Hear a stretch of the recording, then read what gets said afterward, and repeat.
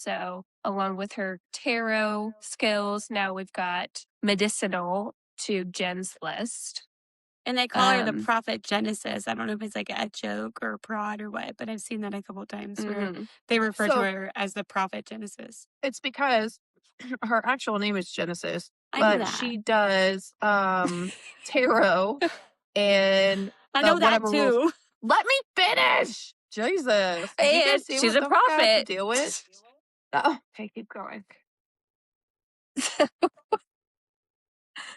3 sisters with stories to tell. Books in our hands, we know them well. Flipping pages where dreams dwell. Chapter 1, here you go. Turn the light, let the words flow. Laughs and love in every show.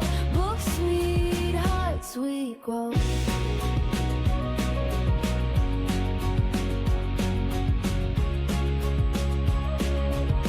Well, welcome back to another episode of the Sister Shelf Banner, and we are starting a new book today. We are. The Wren in the Holly Library. I don't know the author. I don't have my book yet. It's been lost in the mail. By K.A. Lind. And it is part of, what's the series called, Ashley?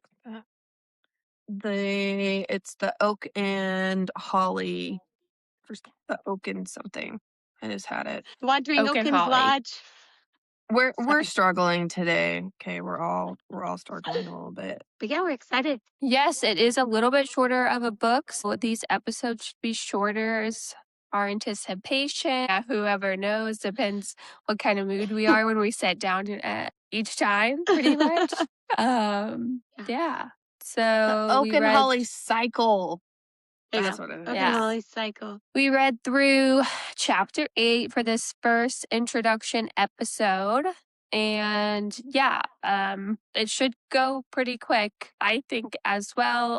Like I said, I don't have my book yet, so I took notes on the Kindle, which was an interesting note taking. So I don't know I'll have too much to add because I'll just be fumbling around too. Christy hasn't read the whole thing, so Ashley, my best friend had a baby. I don't know how many hours on this amazing spreadsheet. Christy, have you seen the spreadsheet? Yes, amazing. That's how I figured out what chapters I needed to do. Cool. I asked no questions. I couldn't sleep one night, and I was like, We'll have to add a screenshot of that spreadsheet for this episode so everybody can see the beautiful work Ashley did with her ADHD hyperfocus. Yes. Too much information, for the but whole it's thing. organized. Yes. Yeah. It started I at went like in today. midnight. I did. Ashley, you probably saw, Chrissy, you don't take notes like we do, but I did a note template.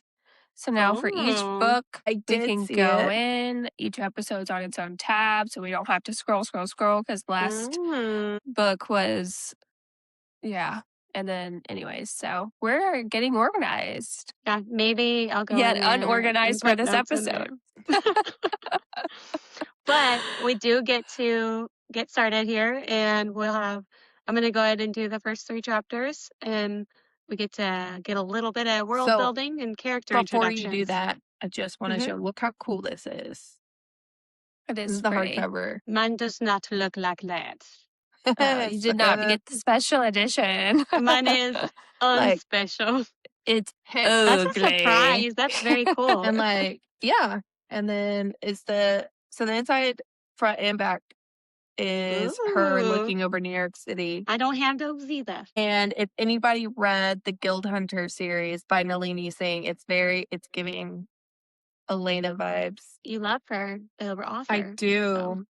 I love Chrissy, her were so you much. getting Throne of Glass vibes? Yeah, with the thief. And also... And just kind of the way they're setting up the characters. Yeah.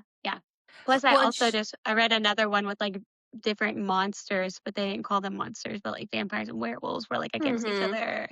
Bride is like that. Well, and she kind of reminds me of the first book version of Lyra. Did we ever figure out how to actually pronounce her name? It's Lyra. By the way, Lyra. I'm just curious. Because I watched a movie and the chick's name was Lyra, spelled the same way, and I was like, oh, Very Yeah. I don't confused. know. She But, also did remind me of Lyra. The whole thief thing, I was like, okay, Yeah. Mhm. okay.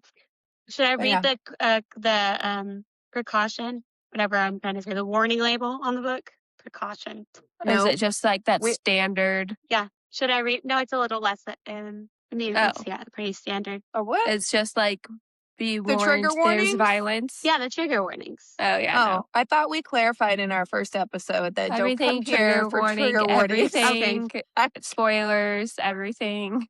Sorry, Point it's not. taken. We don't If it's not abide your by thing. rules, so just listen at your own risk. Okay, Yeah. well, we'll jump into it then, because we Yep. promised it was going to be quick, and we're Yeah. chatting. Well, does yours at least have the I do have a illustrated picture. part sections? I do have a Okay. picture. Okay. I'm not completely lame, only slightly. We'll see Okay. what version Hannah got later. It's a I mystery. got yours. I got the pretty one. Okay, Okay, now you well, can start. jumping into it, chapter 1, we meet immediately our main character, Kierce, which one of those names you see it and you're like, I don't know, Kierce? Kierse. We meet Kierce, and she is on a job to steal this diamond ring from a house that she has been staking out, and apparently has no security at all whatsoever, which is a little surprising because she describes it to be like a mansion. She's got Ethan, her partner in crime, on her ear and radio. They've done all the recon, and they're saying like this home, it either belongs to this out of town billionaire that they're only there sometimes, then they don't really care, or it's a monster. And this is the first time we've read about monsters, so I'm curious where this is going to go. But that would be a very bad situation if it's a monster, because basically they'd be breaking this treaty that I'm sure we're going to learn a lot about. And so she knows that by the layout, the ring that she's looking for is in the library within the house, which is the Holly Library. You can imagine. So obviously a pivotal place for us. And she apparently is a book lover. She walks in here and she's like, there's holly vines everywhere, but they're not like hurting the books. Like it's very well preserved, very well taken care of. And she notes that she wants to just like sit and live in there and like read books. So she's hitting me right here with that. She very quickly located this safe that was way too easy to break into. And as she's like starting to pull this thing out, she is interrupted by a well, dark British voice. She's like, okay, so there's somebody here. There's not supposed to be somebody here. She apparently is a fast runner. She runs for the window. She tries to jump out the window. She's done this before. She's been thrown out windows, off of buildings.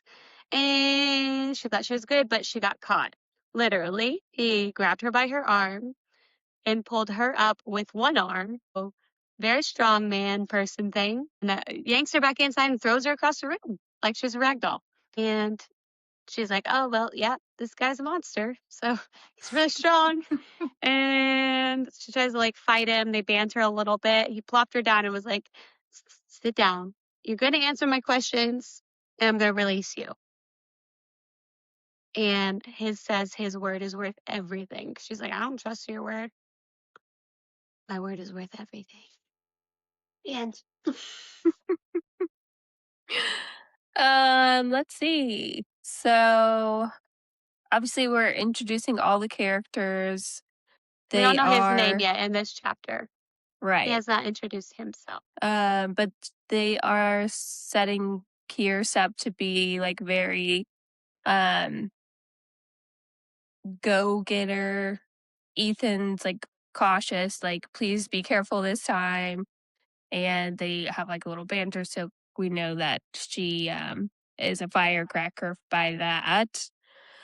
Yeah, they reiterate this house several times, why it's not locked. She's feeling off about everything. Yeah.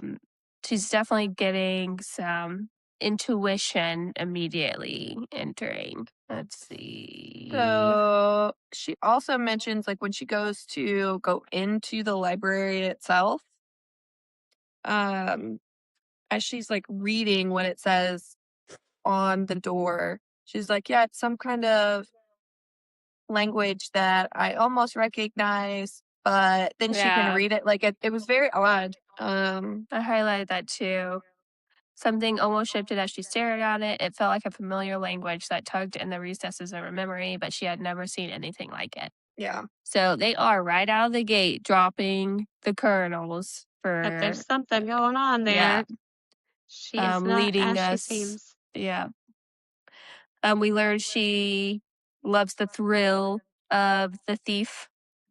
She's not supposed to, but she does. Most of all, in getting away with it. The She sounds like an adrenaline junkie to me, yeah, essentially. And that we she's been doing learn this for a long time. Sounds like yeah, she's been. been able to do that since she turned 7 years old, and she's like 25. Um, she calls out also this guy. Obviously, he's not human, so he must be a monster. She has that spunky grit that most of our ladies do. He's like, "What's your name?" She's like, "None of your fucking business." Yeah, I don't need to tell you that. What's your Like name? she's literally caught, probably about to die, and she just like, yeah, don't care. She's sassy. That's all I got. So on the monsters side, we do know that 13 years ago is when they just like kind of popped out of nowhere.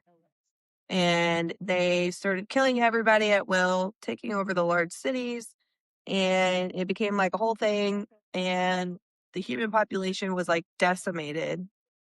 And people were trying to like flee to the rural side of things and like live in bunkers or whatever. But then recently, I can't remember if it says exactly, but Not here, but there was the, I think it was the last 2 or 3 years, the monster treaty came into play, yeah. right?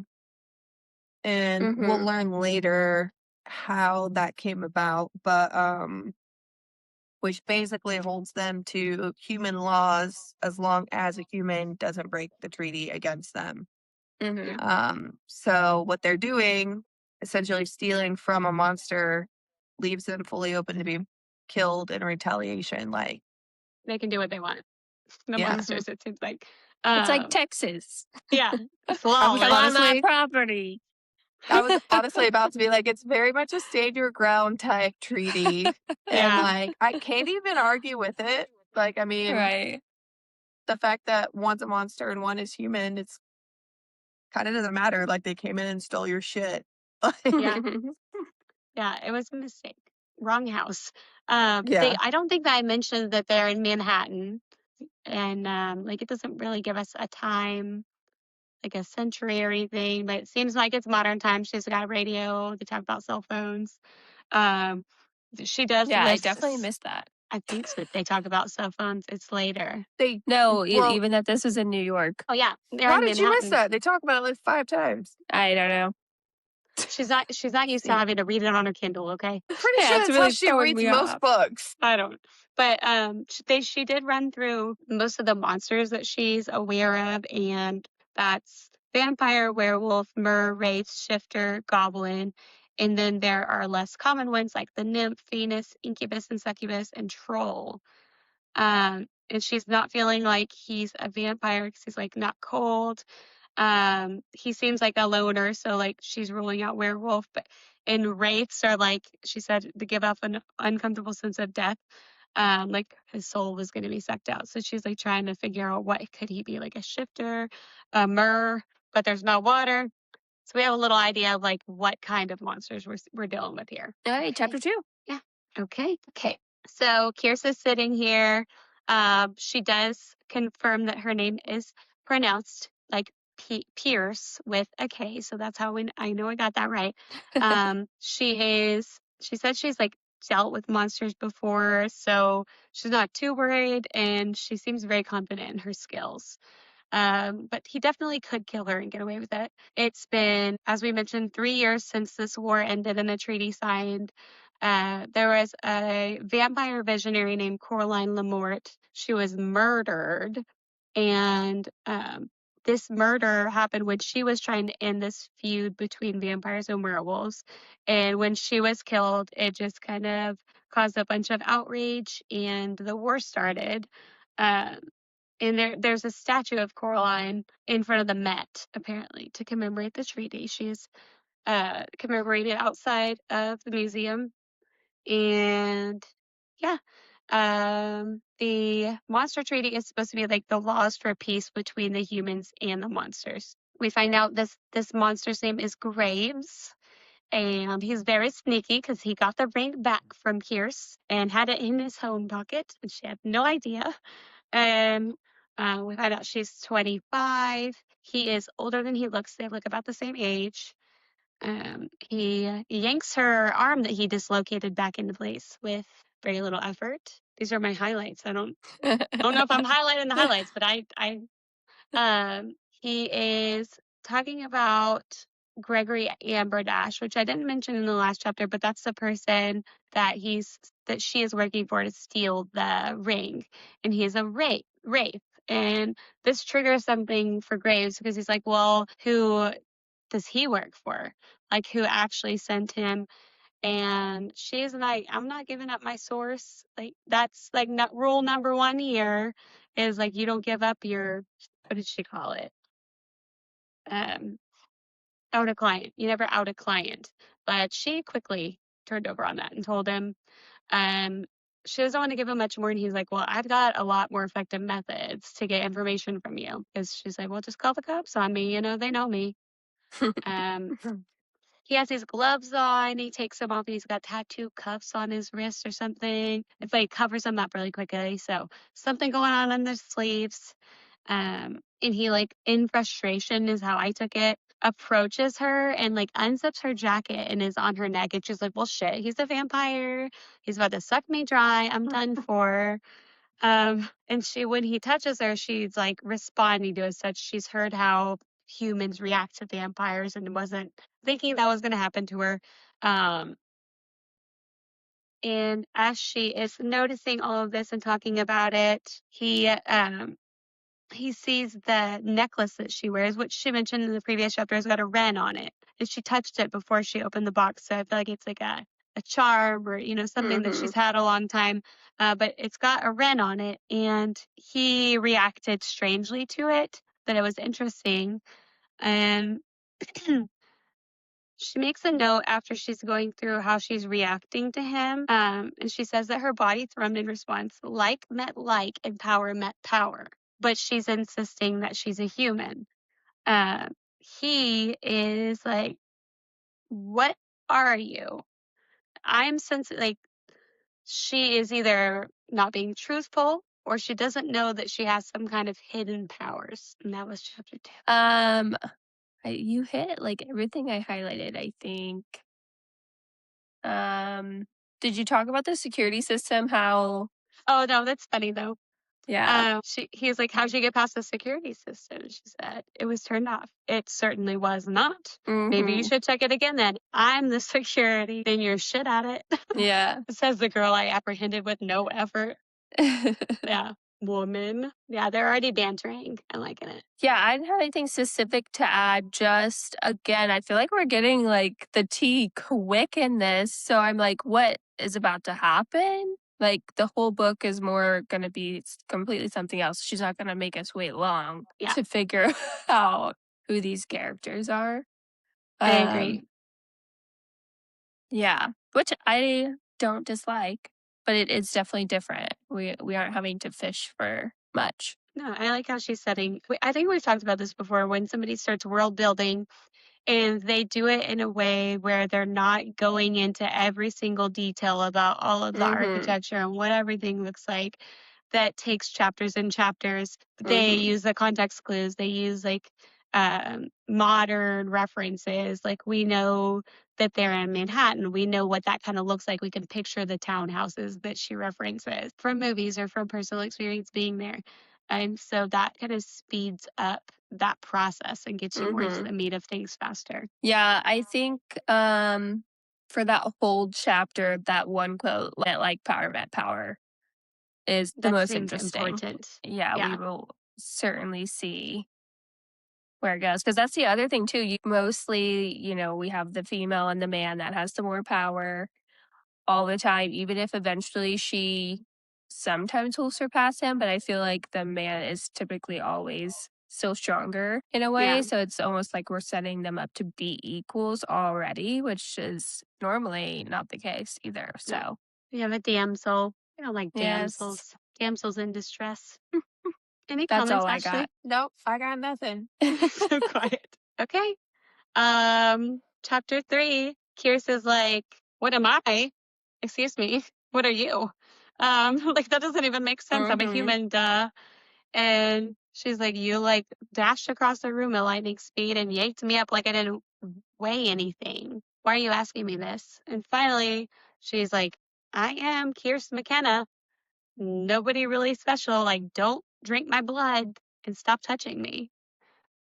He's offended. He like backs up like she burned him, that she insinuated he's a vampire. So he's obviously not a vampire, and insulted that she said that. Mhm. So we still don't know what he is. And she said he asked her how she took his wards down. She's like, I don't know what the fuck a ward is. What are you talking about? She's read about them.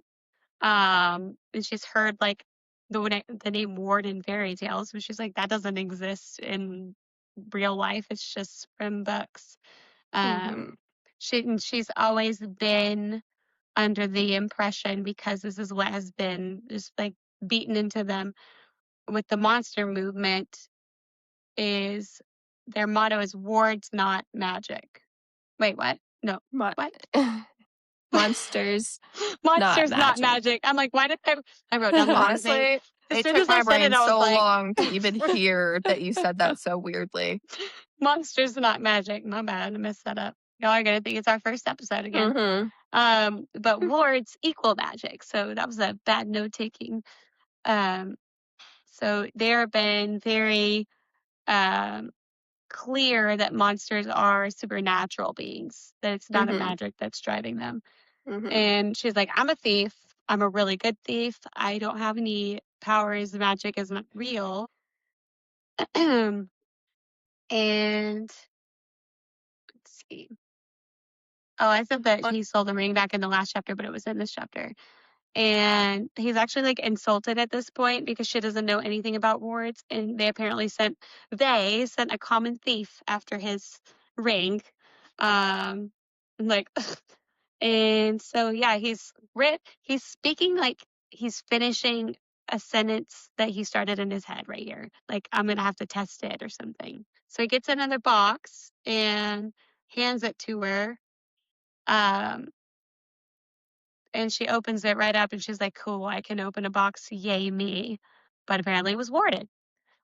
She has no idea she's doing this and is apparently unaware of some random talent she has, which comes, I mean, that rings a bell from Throne of the Fallen. We went a Mhm. long time through that book, that somebody having some magic that they either don't know about or they won't divulge. So from here, he mentions that there are more legends in the world, and like all the legends that they're aware of come from a kernel of truth. So there's more to what the world looks like than meets the eye. And goes more into words because she's obviously confused, and explains that she broke them down. And she's like, magic's not real. She just keeps insisting it, and that monsters have the supernatural abilities, not magic. That's what is beaten into them. Um, and so she's wanting him to demonstrate, which he was sassy about. But he made this box. He opened the box and it had a coin in it. She's like, oh, cool, you're a magician. And so he closed it again and opened it. And it was just like in Harry Potter and the vault when they touch the things they're not supposed to, and it's just like flowing out. Just coins not stop. And she's like, well, okay, like what's the trick here? Holy fuck, it's magic. It really is magic. Um, and yeah, so she's dealing with that whole big epiphany, doesn't understand why she hasn't seen it before and why people don't talk about it. And he divulges that there it's presented in tales mostly because it's rare and usually snuffed out of children long before it can develop into something more useful. So more people are born with magic than actually actualize. Sorry, actually actualize. And yeah. From there, she just kind of goes like into this, man, all these years with the monsters and humans, leading back into her past and how she got where she was. If she hadn't become a thief, she probably would have died in this war. But this guy, Jason, saved her life because he pulled her into his world. And she just has had this monster's not magic, monster's not magic. But now she's believing him. And he's telling her this because he wants to offer her a job. So he wants to get something out of her. I was wondering if y'all's dog's doing something weird. No. I mean, Okay. mine's sleeping. Oh, yeah, I just heard a weird noise. That was the end of chapter 3. I was just going to add more, like, he's pushing on her, like, "You're not human." Mm-hmm. And she's like, "How could I be, worse than a monster, let alone a vampire?" And then he goes into, vampires are bottom feeders, we allowed them to live. He does not like them. No.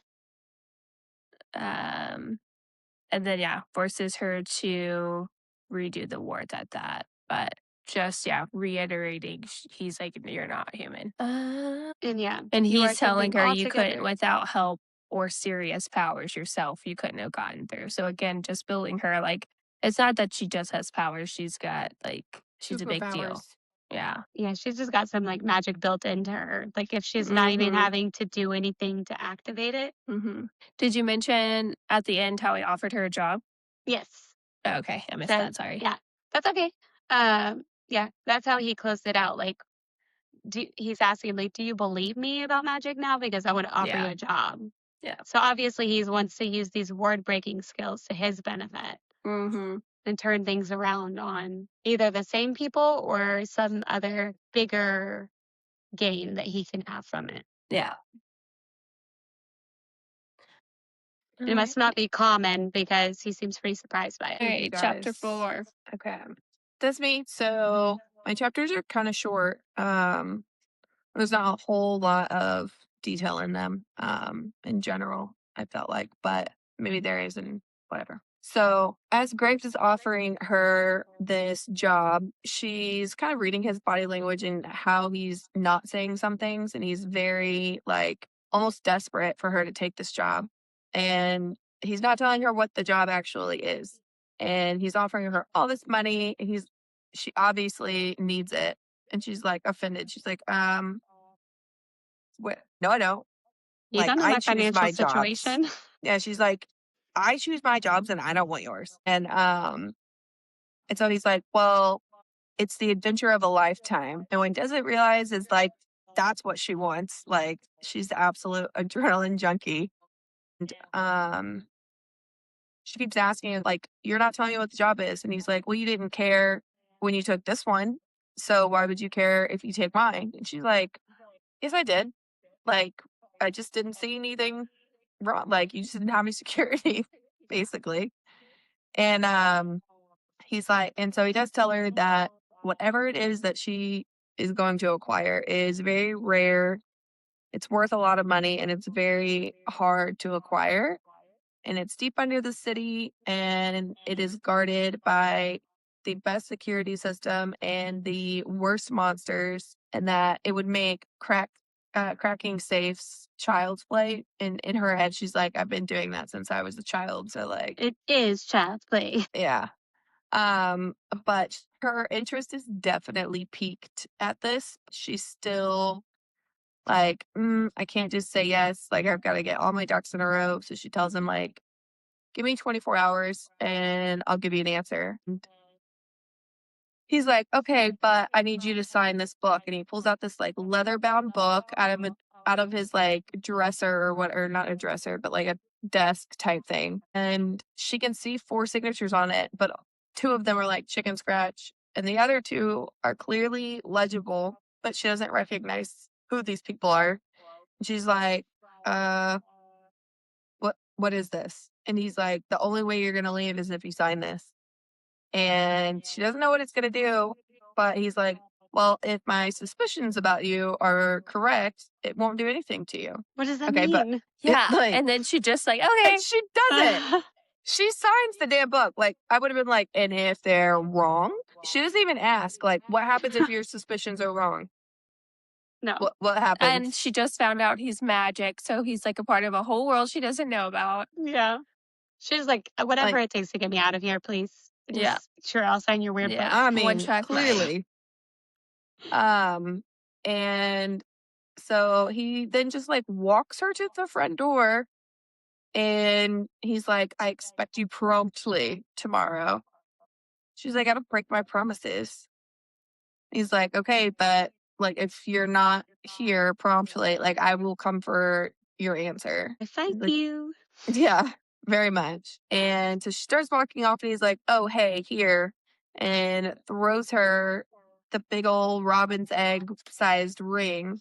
She's like, what is that for? And it's like, oh, it's a sign of good faith. And like we end the chapter with her like realizing when she's in his presence, like she can't really think about anything else. She's like, yeah, it's not good for me. Like this is a very bad sign. Of all the bad signs that I've had so far, like this is probably the worst one.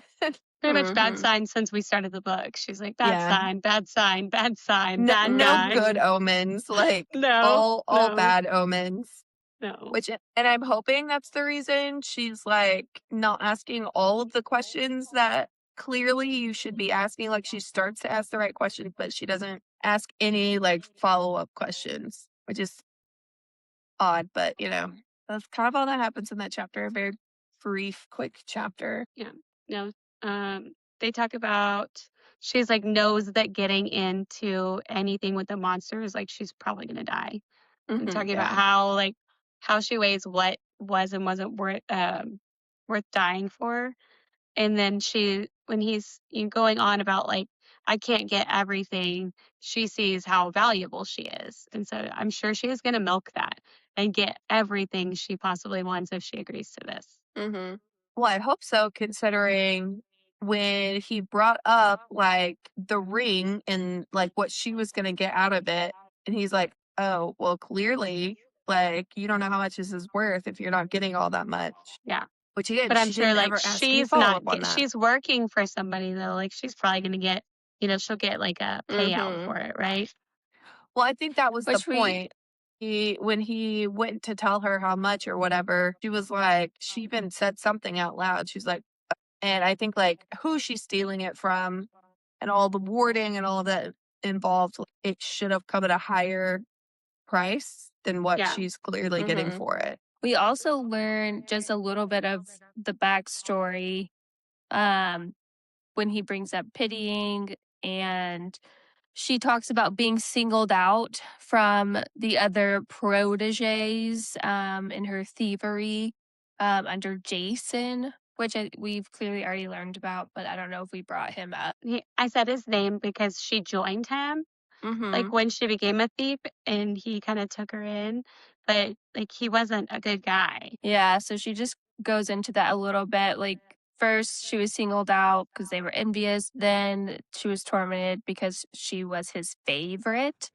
And then they started to pity her when they found the bruises that he had tried to hide on her body. So she has a trauma bond with the pity response. Stockholm's. Yeah. Something. So, yeah, I mean, she's going to throw little pieces out about that, I'm sure, along the way. And she, like, thoroughly enjoys that, even from, like, a really young age, just enjoys stealing things from people. Like, she doesn't care about getting the thing. It's, like, the thrill of it. Yeah. She's very much a klepto. Probably by definition. Yeah. Yeah. So, off topic, but Hannah, are there pandas on your shirt? Oh, it's a my kitty blanket. cat. Oh, It looks like a kitty cat. How it was, there's like a cat face in the blanket. It could be a lot of things. I saw like pandas like on top of each other, like a panda poof. It looked like a I was critter. like, oh, that's cute. Okay, sorry. I'm glad I'm not the only one that saw something, though. She says in messing with monsters, the city opens its mouth and swallows you whole. So I feel like that probably speaks to, I think, literally, because he was talking about how underground the vilest monsters are. So it seems like that might be a literal situation that under the city. Yeah. Anything else before we move on? No. What do you guys think about the book? I think it's like, if you are human, you can't leave or something. Like it'll trap you in the house. The book he had to sign. Oh, I thought you meant the whole thought book. you meant I was the like, book too. I was Oh, like, no, I'm wow, sorry. what a random question right now. interesting. We just got started. Yeah. I don't know. I almost wonder more like the ones, so the signatures that were illegible, I feel like maybe those were the ones that like were human, maybe, and then maybe they die I was for thinking more it's just like some kind of like binding to him. And he's just saying, the people who did not pass the test are bound to the book. But what does the book do? no, other I than think it's reveal? like binding to him. And now Gotcha. like she is his, but if she has these powers, then she can get out of it or Yeah, something. she has more power in it, kind of. Yeah. I was kind of thinking too, like I guess they already explained the wards. So that was a thought I had before the wards, because I was like, maybe it was the like typical treasure movies where you take the treasure and then here comes the demon. Like Pirates of the Caribbean, Here like the comes Black the God. demon. yeah. Or Aladdin, don't touch anything else. He grabbed the lamp. I really kind of want to turn you into a meme. Here comes the demon. Anyways. Yeah, I don't know. I have no But thoughts on maybe the because like whole thing. I think they already talked about like how the house is older and it's like antique vibe and all these things. So maybe he was in a slumber and she's the first one that's gotten through the wards and woken him up. Maybe it was a sleepy monster. I don't know. Sorry. Anyways, maybe he's a bear shifter. You know, they hibernate in the winter, and maybe he was pretending to be a rug. Okay. Are y'all like trying to make fun of my No! guess by making stupid guesses? I was half serious. Like he could be a Came out of shifter. nowhere. Oh, you And know, she brought maybe up he's just a hibernating. reincarnated dog. Anyways, chapter A 5. reincarnated dog? I'm just Wild. giving guesses on y'all's level after my epiphany. Mine actually had at least some deductive reasoning in there, but we're going to table this until we're further along with the book and see if a rug comes into play here. Okay, chapter 5. This one's super quick. So she meets up with Ethan on street level, and in what we assume is going to be his true nature, he is super concerned with her, and he's like, what the hell happened? Like, you lost you wouldn't respond to me and you look beat to shit, and I guess she doesn't get beat up very often because everybody that we come across is like, why do you look like this? Like, what happened here?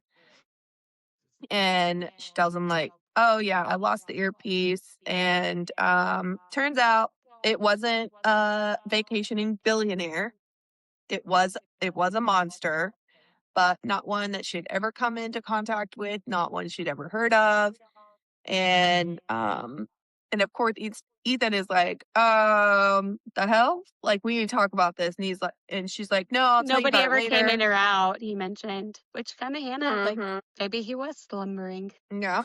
And she's like, no, I'm gonna go meet with Amber Dash and give him the ring. And he's like, hold up, you look like this. It was a monster, and you still walked out with the ring. Like, what is happening? And she's like, I will meet you guys at the house, and I'll give you the full download, but I'm gonna go to Amber Dash first and just get it done with. Which, okay, cool. Like, he's like, well, let me come with you. And she's like, yeah, no. Like, go to the house. And she's like, don't you have plans with your boyfriend to go to the festival later. And so finally he agrees to like let her go by himself. And because we find out that she and Ethan and this character we haven't met, Jim, actually live all together in an attic of Jim's mom's place, which we find out more about that later. No spoilers on that one. That one's interesting. Um, and they're kind of like the Three Musketeers is kind of how I picked up on it. But so he departs and she goes downtown to Amber Dash's building. And as she almost gets there, we come across, she's like watching as these tourists are all taking pictures of this half troll, whatever, because the monsters have essentially, they've taken over and own now Times Square.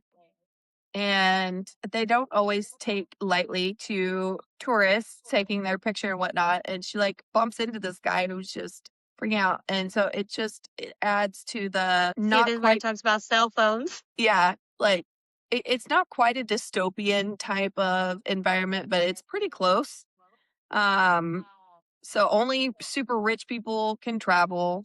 Pricing is just now coming down on just regular things because after the war, it was just everything was dead essentially. So it took them quite a while to kind of bounce back, and they're just now starting to get there. But so she gets to Amber Dash's building, and he gave her a key that lets her bypass security and go straight up to the penthouse floor, which is split in half. The first, like, one half is his living quarters, and the other half is his office. And she has a thought like, thank God, I would never want to be alone in his living quarters with him because he's a wraith and like he definitely gives off big It death would suck your vibes. soul. Would suck your soul Yeah, out. yeah. And, Like not the kind of thing she's Dementors. into with this guy very much. And so she gets up there, and I guess Amber Dash has a what do you call those people at the very front? Like a receptionist. Receptionist. Yeah. Like on call all day because she's still there, and she's like, "Oh yeah, I'll go get him," and goes into his living quarters. And she's remembering like, oh yeah, she broke into a safe one time, but she definitely didn't take anything. She just wanted to see if she could do it. But she would never steal from him because he would absolutely murder her. And he finally there's comes that. out. Say again? I said, at least there's that. Yeah. I mean, she has some self-preservation, but not a whole lot. I mean, not a whole lot there. So he finally comes out. And he even comments on her physical state, like, the hell? And so she takes the ring out and she drops it on the table. And he's like, oh, yeah, your talents are, even better than whatever have been described. And They're not she's like, exaggerated. yeah. And he goes to pick up the ring and she puts her hand over it. And he's like, almost offended, but not quite. Like, he's kind of like, so what do you want? Like, clearly you want something more. And she's like, you sent me on this job and didn't tell me that there were going to be monsters. He's like, oh, okay, so you want more money. Like, that's fine. And she's like, I'm not doing any more jobs if you, like, don't tell me in advance that there are going to be monsters. And he's like, okay, basically. So she takes this money and she goes to leave, and Amber Dash warns her to watch her back. And she's like, is that a threat? And he's like, well, definitely not from me, but your talents are in high demand. And she's like, okay. And as she's walking out, she's thinking like, he doesn't give out these warnings lightly. So there must be something to it. But I will say, like, that's how we leave the chapter. But I'll say, like, I feel like his warning was not sufficient. Like, No. in the slightest. Which But we if get to people are afraid of soon. him to even be in a room with him and he doesn't give them out often, she probably should have taken it Like, Well, also, she's like, basically gonna die. Well, his warning is misleading, I will say. it's threatening. It's like you don't say something, watch your back. Like, Yeah. watch your back. But like that is almost always used as a threat. Yeah. And he put her in the situation. Yeah, the dynamic was really odd. Yeah. But yeah, it was not the right kind of warning to be a true warning, nor was it wasn't the right context either. Yeah. For what we find out later. So it's I just liked rude. from this chapter how she describes the two worlds within New York City and like how you have pretty much what seems untouched by war, like the luxury side, picturing like Upper East Side kind of situation. And then you have, so she says the wealthy and then everybody else. That the wealthy first integrated with the monsters, so they probably had more peace and less like, hard times with them. And then she went to like her part of the city and said that it's like kind of typical, like a gang area. It's really broken down. There are people selling their bodies everywhere. And she said that the destruction hadn't only made the monsters appear, it had made monsters of everyone. So I think it sounds like it's just like brought down the worst parts of the city and made them 10 times worse and really unpredictable and unsafe. And that's where she has to live and exist. I like reading that part of it, and then going into the places we should recognize and then what they look like now. Picturing Times Square with a troll on it, getting its picture taken by Yeah. a tourist. That's all. I wanted to point that out and a little bit more of the world building there. Yeah. I didn't really have anything to add, so can move on. Kierce goes home, and this is where we really kind of learn more of her true living arrangements and kind of the dynamic as well. So it turns out that Jim's mom is Colette, she runs a brothel. She's like the premier madam of all madams in New York City. And so, of course, that comes with a lot of power. And they pay rent to live in the attic together, the three of them. As she gets there, she is greeted at the door by the guard, who is Corey, Ethan's boyfriend. And he is a member of the Roulette's gang, who turns out to be one of like the most ruthless and powerful gangs in New York. So yeah, these two like big powerhouse underbelly coming together. And when she goes inside, she wants to pay Colette before she goes up and talks to Jim and Ethan. Colette is actually with Carmine Garcia, or is it Carmine or Carmine? Carmine. I think it's Carmine. I'd say Carmine. Carmine. I think that's it. The E, Aiden told me the E makes the I say its name, so it should be Carmine. Oh, I love that. He's so smart. I'm never going to forget that now. There you go. Yeah. So he's the leader. We probably used to know that, right? We probably were taught that trick at some point in our life sure. to learn how to read words. How to read words. Yeah. So he's the leader of the Roulettes and is the on again, off again lover of Colette, and everybody is aware of it. And they kind of give me Addams Family vibes a little bit, but we'll see how that plays out more. And so Colette sees her bruises and again is like, the hell is going on? And she kicks Carmine out, essentially. He's like, yeah, I've got business. And he's like, okay. And he leaves, and she tells Kierce, she's like, you would be better off spreading your legs as one of my girls. Because like a good girl, she says.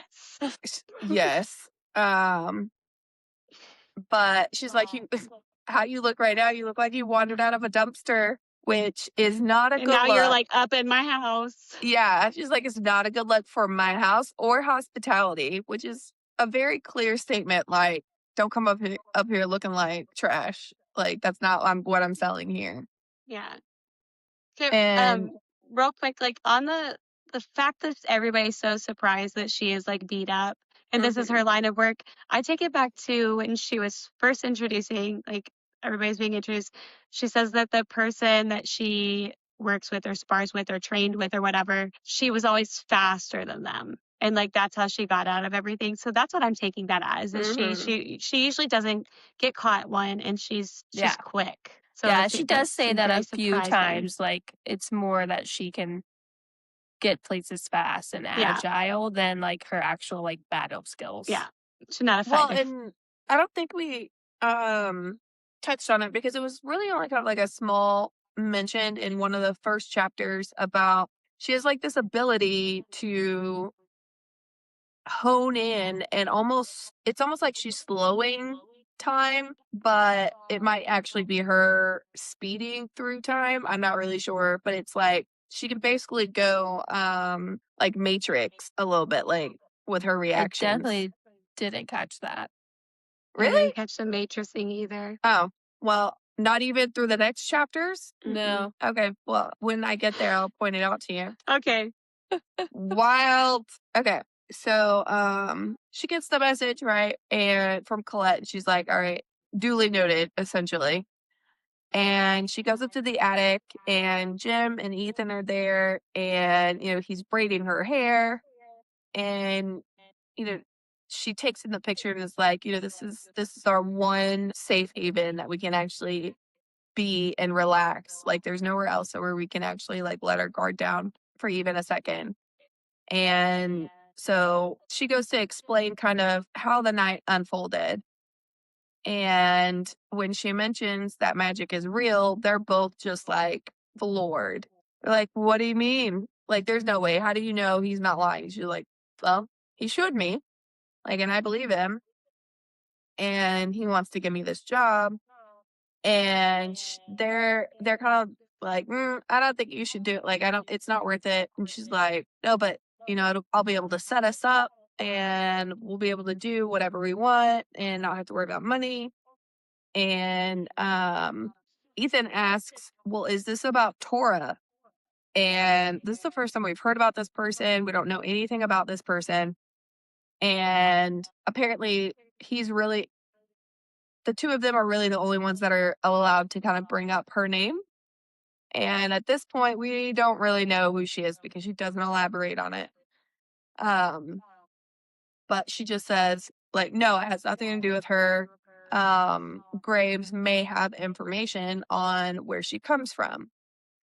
And we find out that the mother died in childbirth and she lived with her father for a little bit, but he abandoned her at an early age. He just like poofed one day while she was at school. And she remembers like she can't even remember what his face looks like. All of her memories are just blank. The only thing that remains of them is her necklace with the Wren on it, which at this point I was very much getting flashbacks from all the other books we've been reading. And I was like, well, clearly he must have been like captured or something or killed, and her necklace is clearly playing some kind of role in all of this. And before they can really talk about anything else, Corey bursts in and is like, it's a gang raid. And they're all just like, kind of like, what is happening? Like, there's no way that should be happening. Like, who is brave enough or stupid enough to raid Colette, let alone the roulettes? Like, who would dare? This is just wild. And so the three of them go out the window down the fire escape. And, Jim is not by any means like, she's not a thief. She is not a fighter. She's not, she's very much I feel like the pampered pet is kind of the vibe I get. Like, she doesn't have to live the rough and tumble lifestyle. So she's not used to anything crazy going on. And they are running toward the street festival because they're going to try and hide among all the people. And as they're taking a corner, this is the part I'm talking about. So this is the first time or the second time, but first time in this kind of setting where she it talks about she focuses so hard and it kind of slows everything to where she's able to disarm him. And it says that she comes back into like, She returned to oh, real time in that instant. yeah. So it's like she's basically doing a matrix of some kind. I don't know how to explain it because they haven't really explained it, but yeah. So she knocks the gun out and like pulls him to her and knees him right in the groin and then tells them like to run. And that's how the chapter ends, with her screaming that. So I just took that as she had a gun in her face, and when she says return to real time, it was like she's snapping back into what's going on because we have Jen screaming and Ethan gasping. So let me Not any like find Matrix stuff. I'll find where she But- talks about it Yeah. originally, but yeah, and it comes up again in your chapters. Okay, well, yeah, maybe we'll have to get more details on that. A couple things to add. Just that Madame Colette always waits up for her to come back from her missions. Yeah. She has yelled at her for asking about it before, like she doesn't care, but she clearly cares about her, which is interesting. Like she's taking her on Also- like her own child because she's such Yeah. good friends with her only daughter. Yeah. Who we learn her name is Genesis. We'll see if that has any meaning later, but that's Jen for short. We learn a little bit more about Jason and her escape from the thief guild. Yeah. Which She had been trying to leave. He beat her and left her for dead, and then Jen rescued her and gave her a home. So that's how she got to where she is now with her 3 little amigos. the tarot readings. Yes, which we find out is really sounds like just luck, and people think that she was at this chapter that we learned that. Yeah, the next one, or like your first one, I think. Yeah. She makes medicinal tonics too, and Ethan grows plants. Maybe they all have some kind of weird powers. They have a little power group team. I don't know what I was trying to say. I'm not really sure either, but I'm gonna let it go. Okay. I did find the paragraph. It's on page 5. And it's when she is trying to run to the window to escape. Mm-hmm. So it says, she started across the open length of the library where before the window had been a dozen long strides away. It now seemed an interminable distance. But as adrenaline kicked in and her blood pumped faster and faster through her veins, everything else slowed down to a crisp, clear picture as if in slow motion. She was still quick, moving at lightning speed that hours and hours of training had prepared her for. But this, italicized, was something else, something that Ethan always said was her unfair advantage when they were sparring. It got her out of most situations. Okay. Yeah, I definitely missed that. Maybe that's also what, like, if it is something like where she can pause time or bend time or something, that's what gets her through the wards. It's more than, just like she can get through magic, that she pauses time to pass through kinds of things. Yeah. That's interesting. Thank you for pointing that out. Yeah. Because I took it You're as like welcome. she was just really fucking fast. I This is didn't the even catch it. So Vocal stems. Oh. All right. Chapter 7? Yep. Okay. So they are still running away, trying to use the festival crowds. They realize they are being chased by druids, right? Druids is that how we're pronouncing that? That's what she is insinuating, that he might be a druid. It might be a druid's another like kind of creature. Monster. Yeah, monster. And or no, they're maybe it's a Irish. gang. Sorry. Maybe it's a gang, like No, one of the druids- gangs. I think it's a type of monster too, but It I don't is. know. Is it so a druid?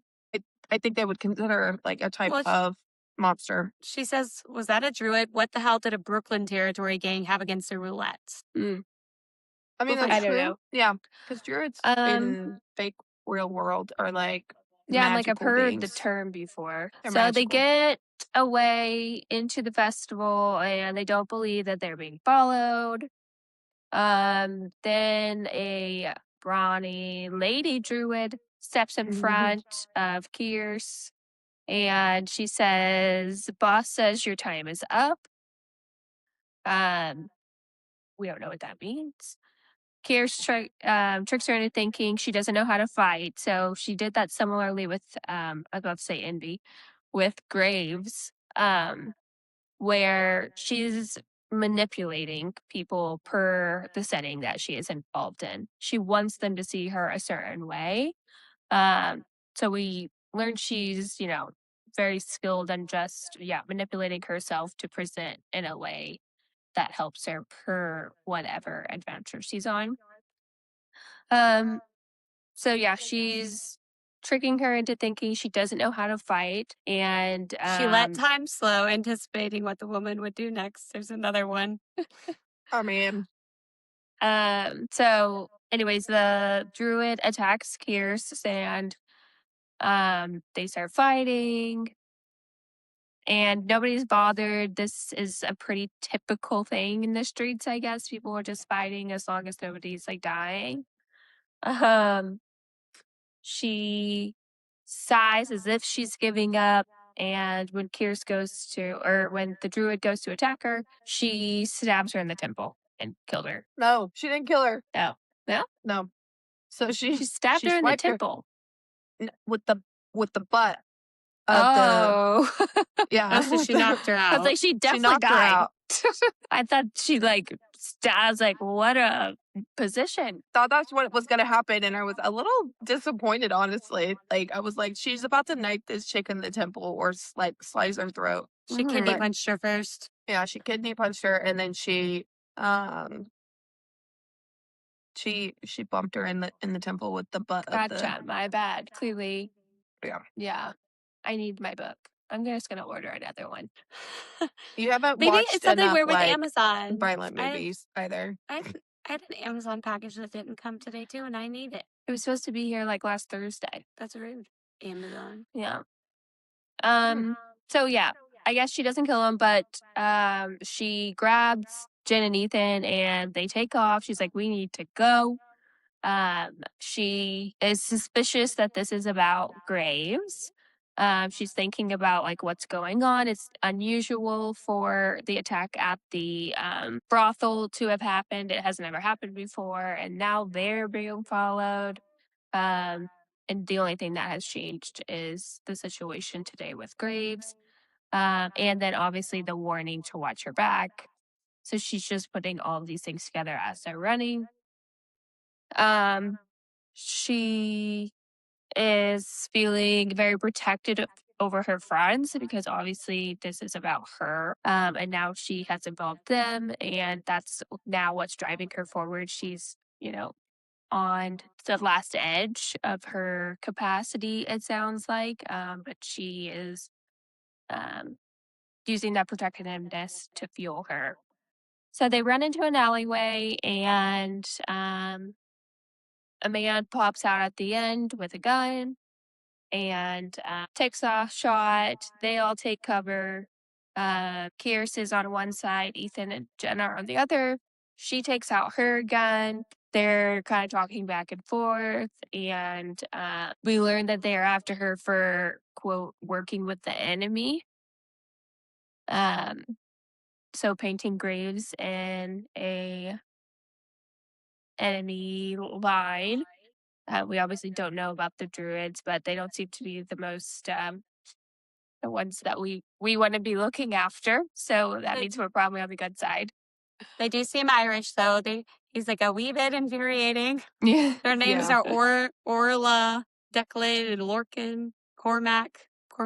Well, and Yeah, and she Irish. does mention them being Irish, and I think I'll have to Google it, so don't bless me on what I'm about to say. But I'm pretty sure the druids, in real world, I think they're the magical druids or whatever. They are Irish, or they come from that realm of area. But again, don't quote me on that. I'll have to look that up more. Well, so they're is another one. So there's two of these guys. They're trying to get her to put her weapon away, and she's trying to bargain for her friends. One of them is like, yeah, we'll let them go if you just come with us. Then the other one is like, what? No, Lorcan's not going to be happy about that. So Lorcan is introduced. That's clearly their boss. So that's somebody we will be hearing about, I'm sure, shortly. And, in her head, Karis is going through all this. She, had actually chosen this building specifically. It's where her ex used to live. So she's familiar with the surroundings. She takes the opportunity as they're distracted to yell at them to ride. She takes a shot. They run into this hallway, lock the door behind them. So they take off through this apartment building hallway pretty much, then pop out on the street on the other end, immediately grab a taxi, get in the car, and go. And they watch the two guys come out looking for them. They're going to 5 Points. 5 Points, yes. Which only in New York City could you run out of a building, hail a taxi, and get in it before these two mobsters are coming after you. And you're already driving down the street. Like, that would not happen anywhere else. Literally all that could have happened here was this Wraith guy setting her up. Like, sending her after that ring, knowing the wards were there, and there was no way she was going to get through it. So, like, her succeeding in getting it is indicative that she worked with the person there, therefore making her a traitor. So, like, that's what I'm seeing transpired here. That and, so when this chapter is what I meant earlier by his quote unquote warning, it was not sufficient, nor was the context correct, because he makes it sound more like, well, people want your services, you may get kidnapped or something like that. But that's not what's happening here. They full force came, didn't care of any of the repercussions, and they're like, we just want her dead. He could have said, they will be coming after you and they don't want to keep you. No. Yeah. That's not what he said. So you have been marked for death. We already know she was clearly being taken advantage for as far as what she was getting paid for it. And it was clear that he was holding back the details and whatnot. And he was surprised when she came back with the ring. So I don't think she was supposed to succeed. Yeah, and I know he's the middleman. Everybody knows that's what he is, but with him being I think he was had to probably know. working for Jason, and Jason probably knew who she was or what her powers were. And he was, because isn't that the first person she was with? Yeah. Yeah, but I it's think he's deeper than human. that, a magic person. But maybe Jason's magic. Maybe. I don't know. Chapter 8? Yeah. So we show up at the 5 Points. They are realizing they cannot go home, that they are being followed. Obviously, these people know where they live. That's where they started. And they bolted from the taxi. That's what I got from that, right? They couldn't afford it, so they threw a flare, and they were like no, she paid him. Remember, she just had all that money. You thought it was a flare? She just blew up this cabbie? That's what you went with? Jesus. Wow, this is a messy episode. I'm tired. I read she threw the flare down and jerked the door open, jumped out to go where I saw flare. And so the context fits. Said, see ya, Mr. Cabby. Okay. It's not a bomb, a flare. Well, that would be I think that in a close quarters would be pretty dangerous. You know what? How would you feel if I threw a flare in your car? It was like, bye. May I just say I apologize to everyone. It was a reading error by Tired Eyes, and we can move on. I was saying she paid the taxi. ones. She paid the taxi driver and did not try to blow him up. Not with violence. Money. Not violence. Anyways, so yes, they're realizing they can't go home. Kierce is like, Nate will know what to do. So we learn the bar, it's a werewolf nightclub, their headquarters is what I'm gathering. We learn its name comes from a 5-point gang that dominated in the modern century. Kears, they have to go through to pay cover to get into the club. She asks the bouncer where Nate is or if he's in. So she's clearly familiar with this spot. We learned that they make a comment like, glad, it's not a full moon or it would have been locked down because werewolves can freely shift, except there's like 3 full days of the moon where they're just like carnage. They go up to the bar, ask if Nate's in. The bartender's questioning her, like, who are you? She says she's his little sister. And she's like, no, you're not. I know he doesn't have a sister. She gives her name and she's like, oh, I've heard about you. I'm dating Finn, who you guys used to work together. And she takes them up to see Nate. Knocking on the door, Nate's like, I told you to leave me alone. Opens the door, it's Kears, and he's happy to see her. So I wasn't really sure what kind of greeting we were going to get, but he is happy. We learn that Nate's family is a powerful mob. He turned into a werewolf during the wars. We don't know much, assuming like most other werewolf stories, they're a werewolf only at a certain age. So this triggered his werewolfism. And then he took over the he took over their herd. What are we calling the werewolf? I know. The shift. Their The shift? pack? Werewolfism. She said their herd. That's You know what I cows. meant. Yes, I don't know we what I was did. I was looking for something and you totally just went, my whole brain I was like that was I was funny. throwing it at you guys to tell me what the word I was looking for was. Their Weird. pack. Real quick, like a lot of names have been thrown out. So we have Finn is Kiers's boyfriend, No, ex-boyfriend. no. They Who used to says, work yeah, together. Finn's my boyfriend? The bartender. Bartender. Okay. No, you Okay. you just didn't read is why you're confused. Yeah, I'll read it. I'm just going to be quiet then. Sorry. I'm listening. Because we really didn't learn that many names here. It was just the one. Anywho, we learned that they have not spoken in a year. How she met Nate was through Colette. It was a suggestion to get her back into thievery, making some money. She fills Nate in on them being chased, and he's like, oh, you are in some shit. When she tells him that it's from the Druids, asks if they can stay here a while they figure it out because they obviously don't have anywhere to go. He is hospitable and shows them to a room. And she's like, I know you want to find out more, but let me kind of talk to them for a second. He's like, yeah, go ahead.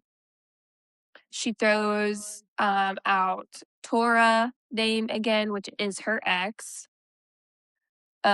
She just said that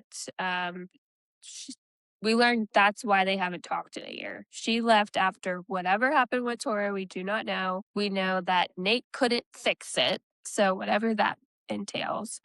And yeah, that this is when we learned that nobody talks about it except for her family. It's a very sensitive subject. She's heartbroken. La. This is where we learn that Jen is gifted an herb tinctures. She, will whip something up for hangovers, all kinds of stuff. So, along with her tarot skills, now we've got medicinal to Jen's list. And they call her the Prophet Genesis. I don't know if it's like a joke or a prod or what, but I've seen that a couple of times where they refer to her as the Prophet Genesis. It's because her actual name is Genesis, I know but that. she does tarot and I know that whatever rules. too. Let me finish. Jesus. Do you And guys see she's what a the fuck I have to prophet. deal with? Oh, okay, keep going. They start talking about graves. She's talking with Ethan and Jen, and she's explaining graves to them. and thinks she can use his need for her. She's clearly the only person that can do whatever it is that he's asking. Explains how he told her about magic and that she has magic. And she explains the wars, how she walked right through them, and she really wants to know more about this magic. And he's the only one that can give that to her. Ethan is like drooling over the money potential. It sounded like there was only like 2 sentences there, but it very much he was like, "Oh, the money." Mhm. I think it seems like they're like their own little pack, and they Yeah. probably have vowed to live together and take care of each other, and so Yeah, her gains are his. exactly. Which they do say. She does say that at one point at the Yeah, I think beginning the last chapter of the maybe, last or chapter. Yeah. I think she probably paid their rent for all of them, but she dropped that money off at Colette, with Colette, Yeah. gave her full rent. Yeah. But yeah, so they're talking through this and she confirms that, yep, I'm gonna go through with this. Obviously it's really dangerous, but this can really set us up. And like we said, the whole magic aspect, I don't know how she walks away from that at this point. So Yeah, she's kind of cornered, and like she needs to learn more about whatever it is about herself, and she's susceptible to gang violence now for some reason. yeah. So I think she's already in it. So here we go. A lot of shit has happened to her in these first 8 chapters. Yeah. Mhm. It's Well, not so been peaceful at all. I want to go back for a second because I think Nate wasn't like born and then like as a werewolf. I think the way she writes it, it sounds like when the war was going out, somebody turned him. Okay, so people can be turned. Because it said Nick's father's family had been powerful Irish mobsters going back generations. But then Nate had been turned during the war. Oh, okay. Okay. I don't know if that's important, but it might be. I mean, if Yeah, nothing I else, it took tells it us as like he that's part of it. did his first turn during the war. Well, and But we don't know how. Yeah, that makes sense too. when I read that, I also thought it was crazy that a turned werewolf would then become alpha. Like that goes against everything I know I've ever read in any storyline from any author. It like if you're turned versus born, that way like it's not usual for the mutt to be the alpha, essentially. Yeah, I'm sure we will learn. Yeah. We got a lot to learn a about lot of all the learning to do. stuff. Yeah. But that was the first section. Yeah. Sorry for the chaos. Yes, we all clearly we're not recording on a normal day. I don't have my book. Chrissy had a thing this evening. I watched a Ashley baby was born traveling. yesterday. I watched a childbirth yesterday. And and I'm leaving tomorrow for an international trip because I'm so fancy. It's going to be so fun. I'm excited for you. Excited. I know. I'm jealous for sure. Well, join us next episode for section 2 as we are learning and trying to theorize quickly, but sounds like we're going to get answers. She's not baiting us very much so far. We will be more prepared next time. Yes. Why you gotta jinx any of us like that? Yeah. All right. Well, like, subscribe, comment, follow along, and let's read this book. Yeah, see what happens next. All right. Night, sisters. Love you, sisters. Love you. Bye.